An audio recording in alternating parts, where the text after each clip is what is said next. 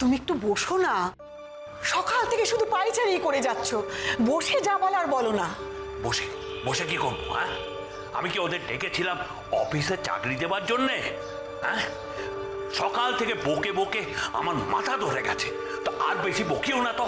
এবার একটু ঝামেলা চুকিয়ে দাও তো দাদা, আর ভালো লাগছে না বাড়িময় লোক। বাবা আপনারা আসুন। বাবা ওনারা এসে গেছেন।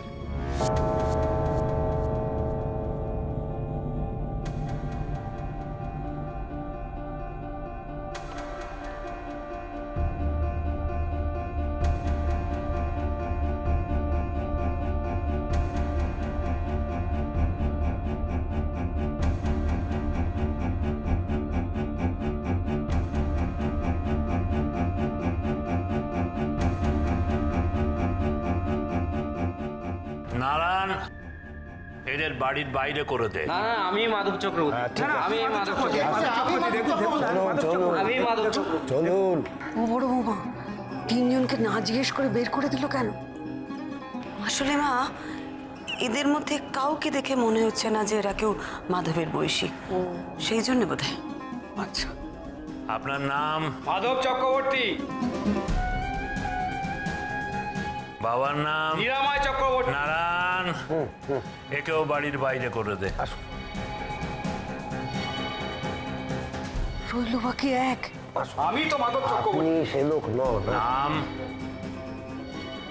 মাধব চক্রবর্তী।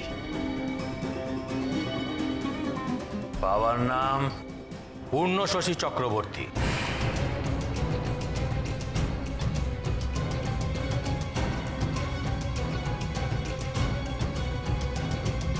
মায়ের নাম? নিভাননী চক্রবর্তী।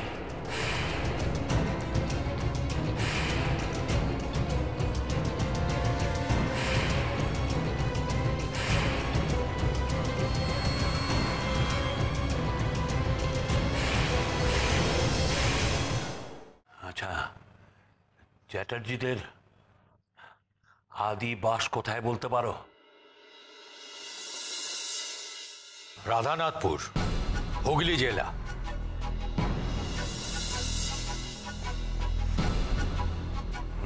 বাড়িতে কিসের মন্দির ছিল?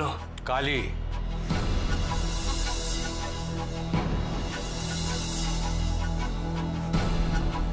সোনা দিয়ে সারা গা মোড়া ছিল, মাথায় সোনার মুকুট, সোনার খাড়া, সোনার জিপ, সব চুরি হয়ে গিয়েছিল। সব আমার বাবা দিব্য দৃষ্টিতে সব জানতে পেরেছিলেন। তারপর আমার বাবার কথা মতো এই বাড়ির লোকজনেরা সেই সমস্ত গয়না উদ্ধার করেছিল। তারপর আপনার বাবা তারাপ্রসন্ন চট্টোপাধ্যায় আমার বাবাকে মিথ্যে চুরির অপবাদ দিয়ে এই বাড়ি থেকে বার করে দিয়েছিল। তারপর থেকে আমার বাবা নিরুদ্দেশ হয়ে যায়।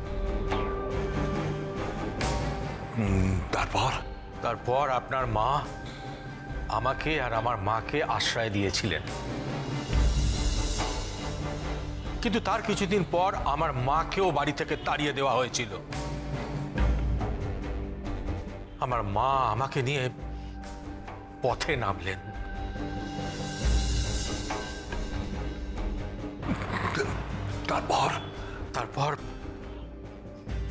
তারপর যা হয়েছে সেটা যদি আমি আপনাদের বলি তাহলে সেটা আমি সত্যি বলছি কি মিথ্যে বলছি আপনারা কিছুই বুঝতে পারবেন না।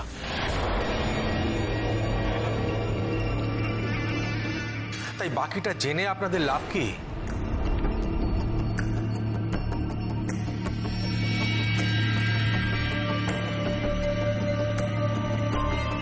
আপনার আই কার্ড আছে?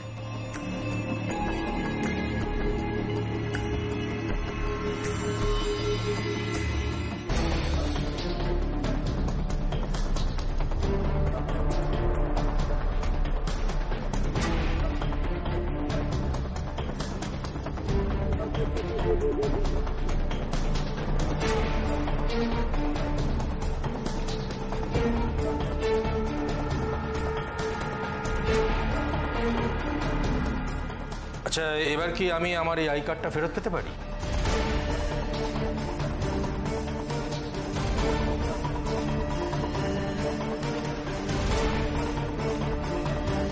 এবার তাহলে সম্পত্তির ব্যাপারটা সেরে ফেলা যাক।